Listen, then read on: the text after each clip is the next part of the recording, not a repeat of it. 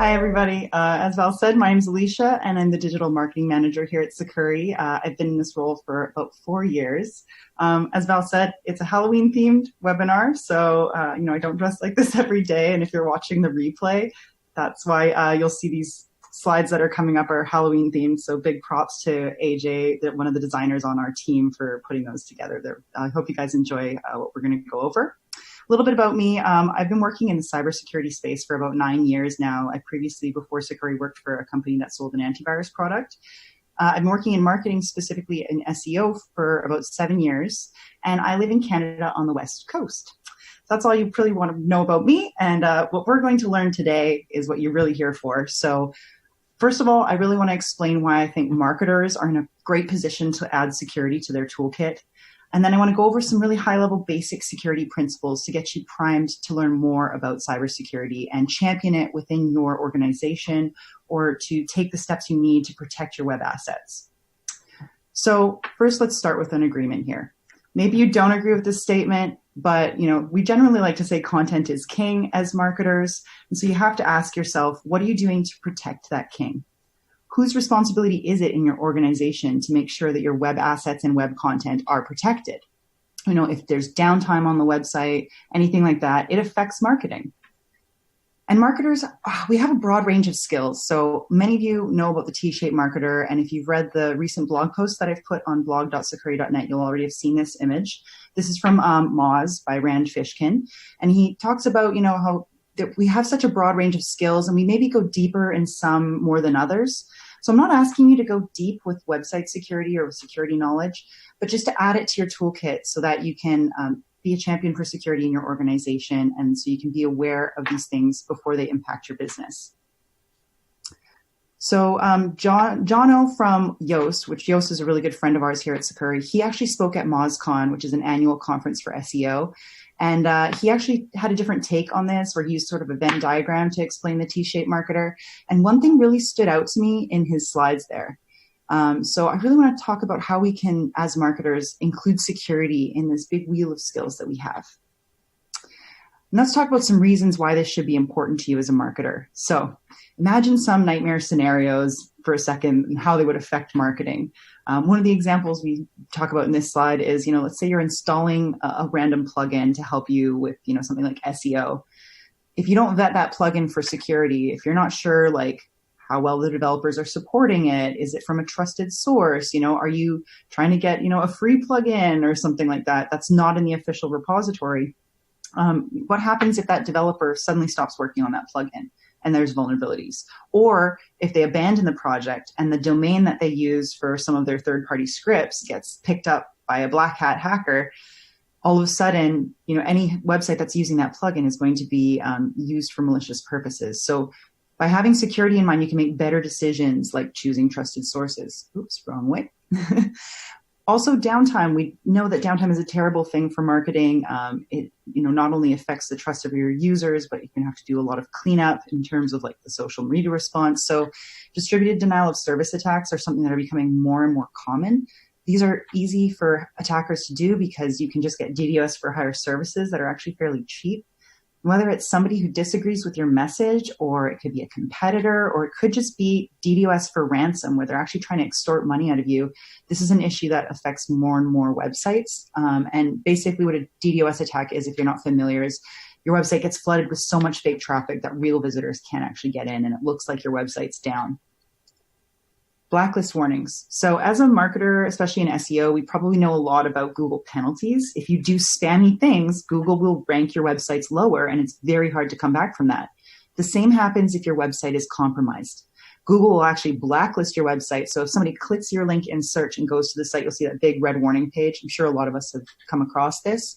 It's not just Google who'll do that. It's any of the major search engines and the antivirus vendors who want to protect their users by making sure that their users can't visit dangerous sites.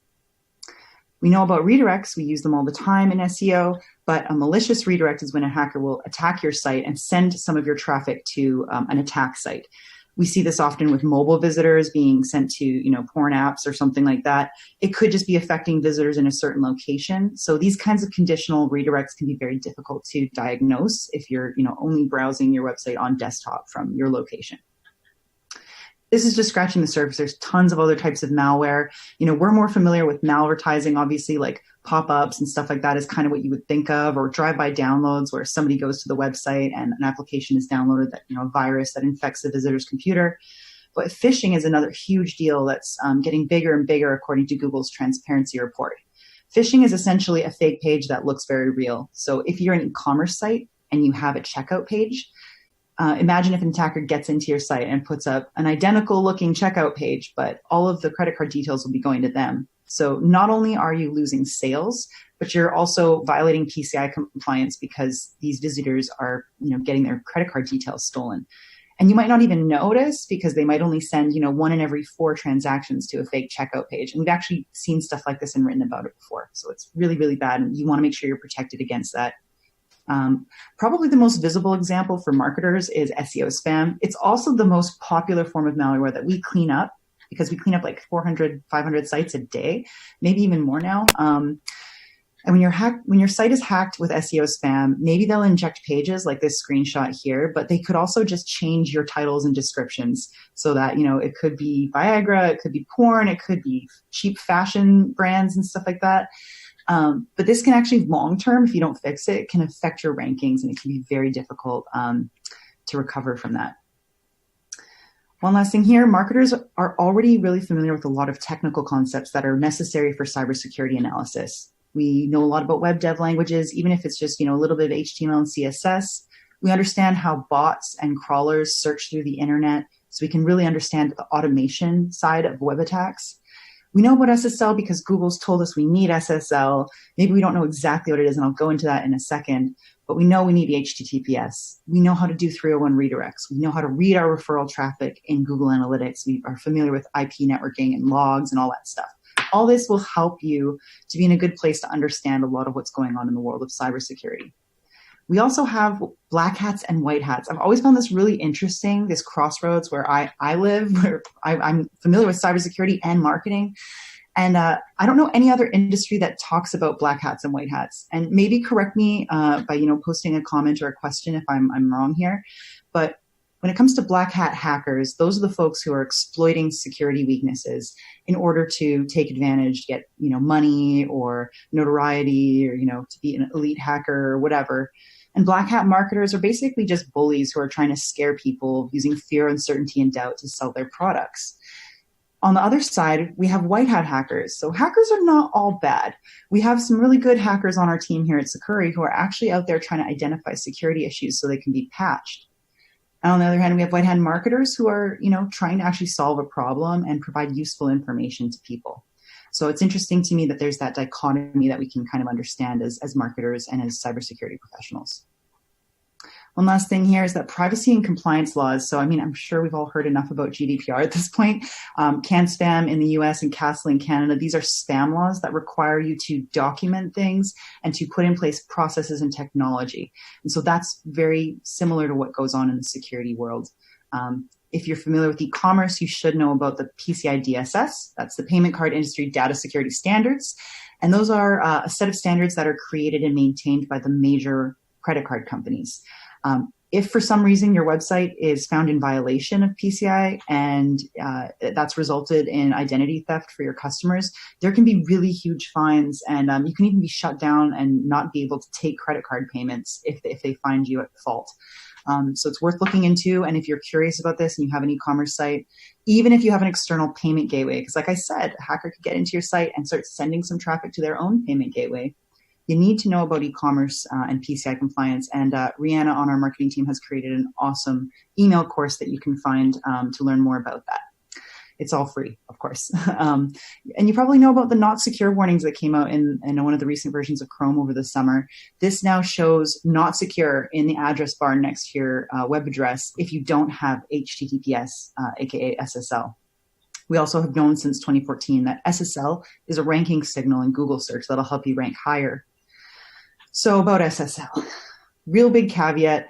We all talk about, not secure and all that kind of stuff, but SSL actually doesn't protect the website from being attacked. So your visitors could still get, impacted because your website's dangerous because it's been compromised.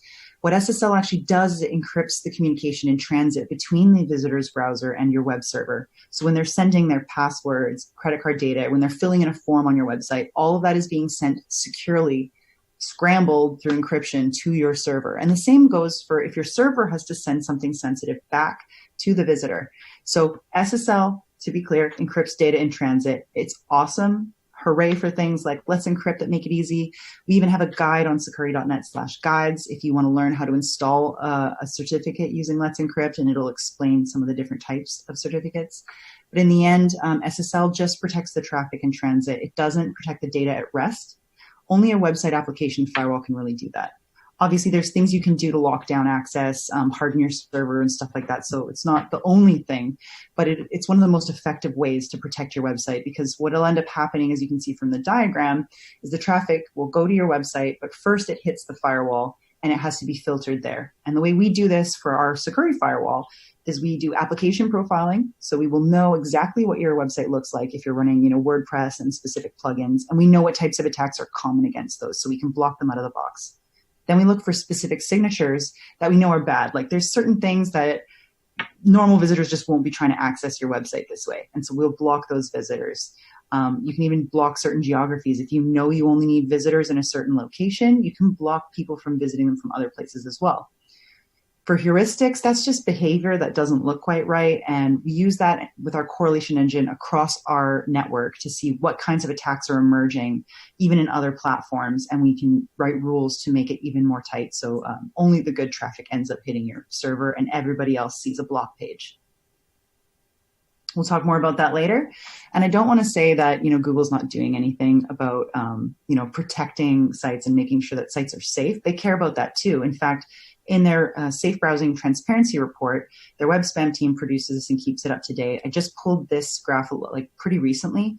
This just shows how many sites that Google Safe Browsing finds are attack sites. So these were actually sites that were created specifically to be malicious versus compromised sites that were legitimate sites that were hacked, and then they were used for nefarious purposes by the attackers. So as you can see, it's much more lucrative for an attacker to automate attacks and say, oh, hey, there's this vulnerable plugin, and we know that a ton of sites probably haven't patched it yet. So let's automate an attack to find every IP that runs this version of WordPress with this plugin. And then, once we have a list of 1,000 or 10,000 websites, let's automate the attack phase. So they can literally run a script, go get a copy, and come back and have a bunch of sites under their control. It's really scary, the way they use it. They use bots and all that kind of stuff. Just to let you know, this is a big problem. And according to hostingfacts.org, I believe 50,000 sites a day are hacked. So it is a big problem. And it's going to get worse because the internet is going to get more complex.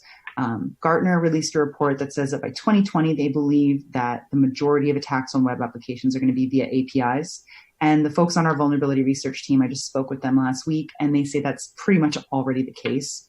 We also know that bots have been outnumbering real humans on the internet for a number of years now, and I would be really surprised if that number is not going to double soon. There's more and more plugins and extensions all the time for different CMSs and applications.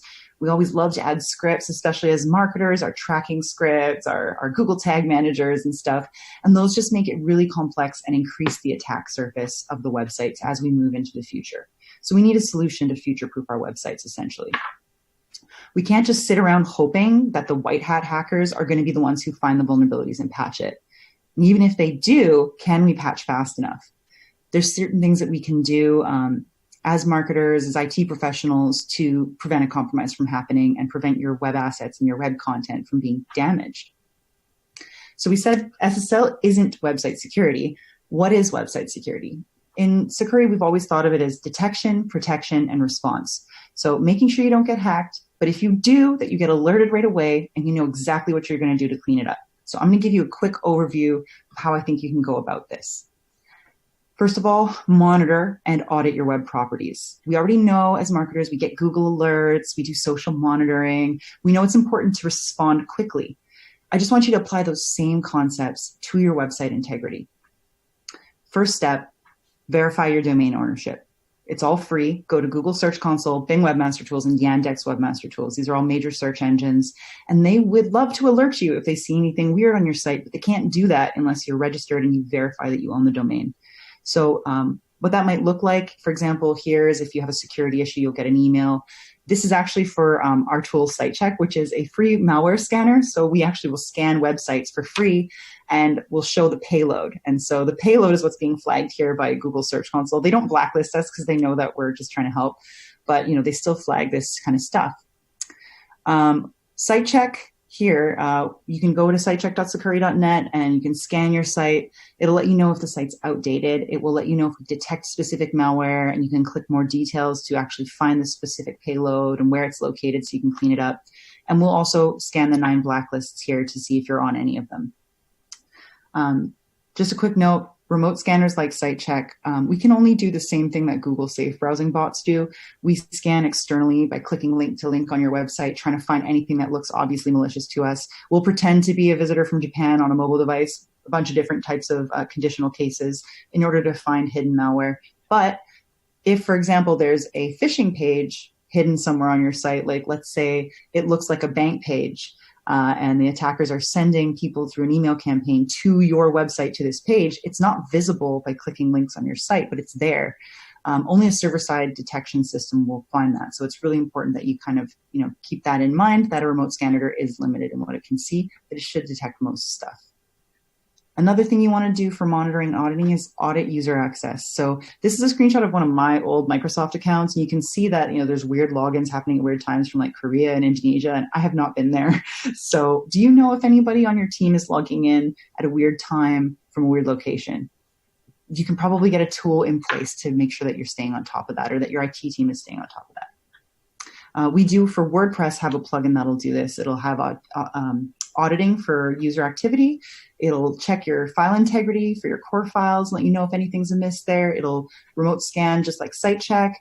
There's one-click hardening options to help secure your site, and also some post-hack recommendations. It also integrates with our firewall if you're a customer. And Pilar on our team wrote a really awesome guide on how to use the WordPress security plugin that you can find at sucuri.net/guides. So if you use WordPress, great option. Even if you don't, if you go to the features on our website and go to detection, you can read all about our server-side detection, and it includes remote and server-side monitoring. We have all our awesome research team behind this. They're constantly adding new things to it. We clean tons of hacked sites, and those remediation team members will escalate stuff that they're like, this is weird. They'll send that to research, and then we can make our server-side monitoring better. We can make our website application firewall better. We also can detect a bunch of different stuff with our detection system, like have your DNS records changed, have your SSL certificate changed at all. And you can get alerted a number of different ways. We can do Slack, we can do text messages, or if you have a custom SIM integration system, we can post to that as well. Okay, the thing everybody wants to really know is, how do I stop myself from getting hacked in the first place? Well, there's really only 2 ways that your website's going to get attacked at a really high level, if we can speak like that.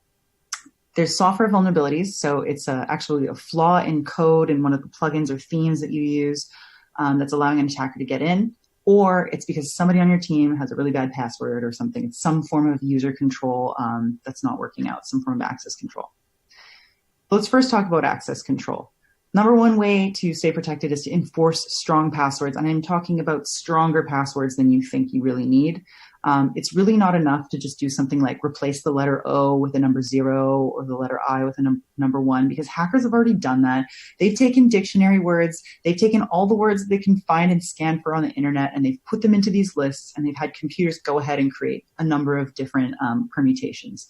There's been a number of data breaches where people's passwords have been stolen, and attackers are looking at those lists and multiplying them and learning from them. So you need to have very long, very complex, very unique passwords. And I highly recommend a password manager to do this for you. It's way easier, at least for me, to have one master password that I know is super crazy complex and that I can update very regularly, and then have it generate passwords for me that are like 20 characters long and a bunch of random stuff. Much, much harder to crack. Beyond that, 2-factor or multi-factor authentication is very important. Anywhere you can activate 2FA, please do it. So what this means is that after you type in your password, you have to get out your device and open like Google Authenticator or some app like that.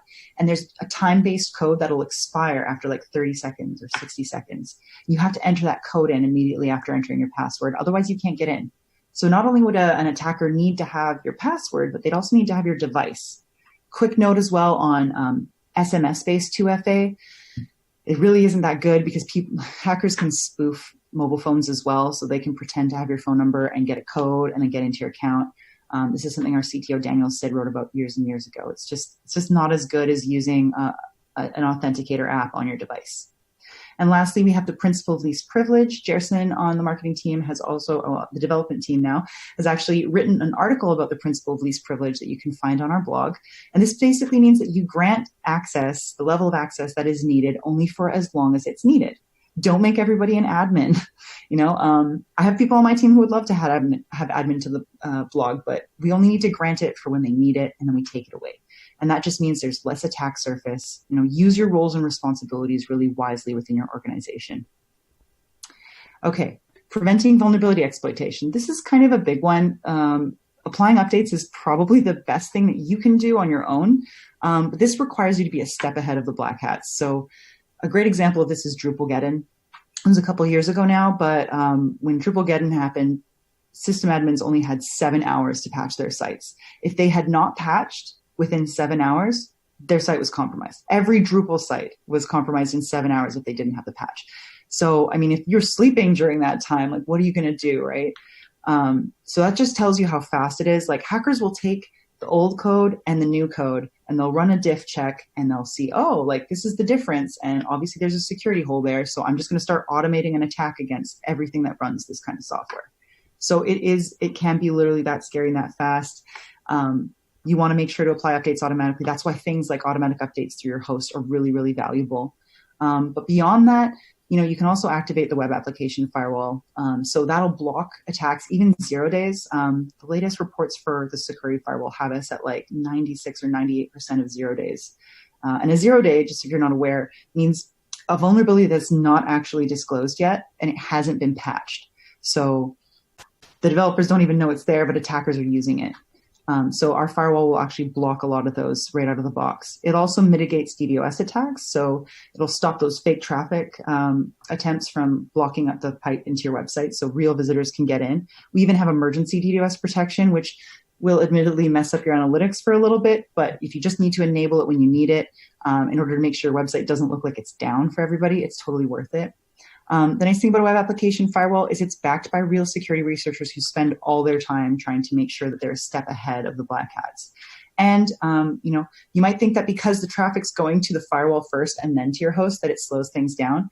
But most web application firewalls, ours included, have a content delivery network that actually speeds things up. I'm always surprised logging into customer sites because sometimes it can be 8,000% faster. We advertise that it's 70 to 80% faster, but most smaller sites, depending on your architecture, have a crazy, crazy change in page speed, which I know marketers love. All right, last thing here is creating an incident response plan. So I'll go over backups a little bit in a bit because there's some complications there, but you want to make sure you've documented an emergency response plan. You know whose role and responsibility it is to recover after a hack, and that you also check out any vendors that you're going to be working with before you have an issue. So using a backup to reverse a hack site, there are some issues there. First of all, with backups, I just want to quickly say that they need to be automatic. You don't want to be taking those manually. You don't want to have to think about it. Make sure they're off-site. If you store your backups on the same server as your website, all an attacker needs to do is wait until that backup gets outdated and has some vulnerability in it that you haven't patched, because who updates their backups, right? They get into your backup on the same server, get your server configuration file, which allows them to hack your production site. Not good.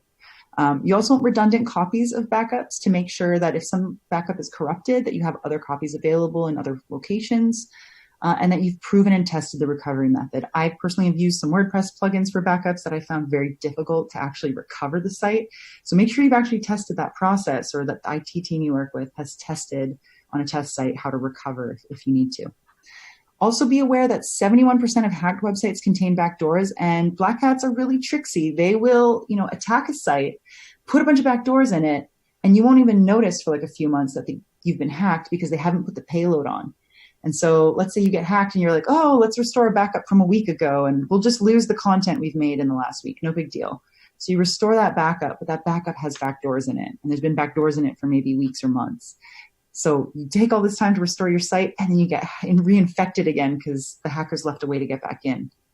Really sucks. If possible, get your site cleaned is the best way to recover from a hack. But in a pinch, you might want to try it, and it might work out for you. And it's always good to have backups just in case you have custom files that are corrupted so badly that you need to clean those as well and restore them. Make sure you know who your IT team is going to go to in the event of an incident. Is there people on your IT team who can identify the latest PHP and JavaScript malware? Are they familiar? Are they going to want to take responsibility if the site is hacked? How are you as a marketer going to deal with downtime or scared customers? We have some do-it-yourself guides for free on sucuri.net/guides about how to clean hacked websites. We have one specific to each of the major open source CMSs. We have one on how to remove a Google Blacklist warning. I recommend checking those out because it's quite a complex process, especially when it gets to, identifying the backdoors and that kind of part. So just make sure that it's something that you're willing to take on, or find somebody like us at Sucuri who can be there for you in a pinch. Just a quick note, because I know a lot of us already work in Google Search Console, this is what it would look like if you're requesting a review for a blacklist. So you have to wait until you're completely clean to request a review. Otherwise, it's just going to add more delays. Once you submit this request, it takes about a day or two for Google to get back to it, depending on how busy their teams are. If you go through Sucuri for malware removal, we actually do this step for you. So we have our own Google account that we verify your site temporarily, and we submit it. And so Google sees us submitting 400 a day or something. So we generally see them lifted pretty quickly. So now you're in the security club, but you're not alone. Maybe you are alone if you run your own brand and you're the person who's responsible for everything. But if you have team members, IT folks that you can lean on for this, definitely go talk to them about this. Try to see if you can increase the security posture of your brand. You should also talk to your business development teams, because this is part of business continuity. This is part of disaster recovery. Make sure that these get prioritized, and you can be one of those voices for it. In conclusion, security isn't just the responsibility of your IT team. We each need to take steps to secure our own accounts and to promote that whenever it comes up within our organization, secure development, whatever it is. In marketing, if we lose the trust of our visitors, that's it. We're done. They're not going to buy from us. They're not going to come back. They're not going to trust us. It's done. So we need people, who are marketers, people like us who are used to raising awareness. It's our job to create demand, and, we can be those people within our organizations.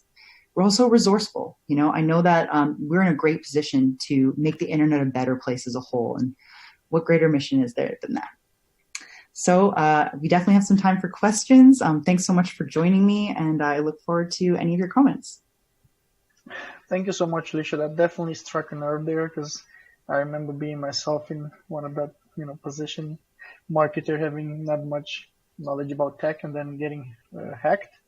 Yeah, and you have a webinar about that as well, because before you found Sucuri, your website was hacked and you came to us. Yeah, from a former customer, current employee. Awesome. We do have some questions. Unfortunately, we don't have a lot of time, but I still want to go through some of them because they're really interesting. Cool. So the first question we got was, can Google Analytics be used to identify malicious traffic? To a certain extent, yes. And I think we do have a webinar I did a couple of years ago that's about this. So, you might be able to identify, for example, if you're getting a lot of traffic from strange countries that you shouldn't be. I've certainly found that the service providers report, you might see some really weird service providers, like, outside of Comcast and those kinds of normal ones, you see some really weird stuff in there sometimes. And you might also be able to see request URIs where people are actually trying to do cross-site scripting attacks. So definitely check out my other webinar at sucuri.net/webinars, and I go into a little bit more detail about how you can use analytics in Search Console. Thanks. And of course, back at Google, next question here from Mike says, does a compromised website lose rankings in search engines? And if so, can they be recovered? Yeah, so actually at WordCamp Europe last year, Joost from Yoast actually spoke about this and how a hack site can be the most devastating thing for your rankings. We've definitely found that if you act fast, it's less of an impact. But if your site's been hacked and you didn't know it for a long time, Google might start to think that your website is actually intentionally malicious, and then it's going to rank you lower. If you're being infected with SEO spam and it's changing your, keywords in your titles and descriptions, that's going to be devastating too. So I would say that, having that monitoring solution in place to make sure you can react quickly is going to mitigate that. Otherwise, it will take a long time to recover your rankings. Awesome. Another live question that came in from James is about multi-factor, and he's asking, I will lose passwords often. I think I think all of us are there. How hard is it to find lost passwords? If it's your own lost password, I mean, yeah, I'm sure some of us have been there before. This is why it's important to use a password manager if possible. I use LastPass, so it's a web-based one, but there's definitely some people on my team who would want me to suggest KeePass, which you can actually, it's like an offline one, so it's not stored anywhere in the cloud or anything like that. Having some system like to store your passwords can be very helpful.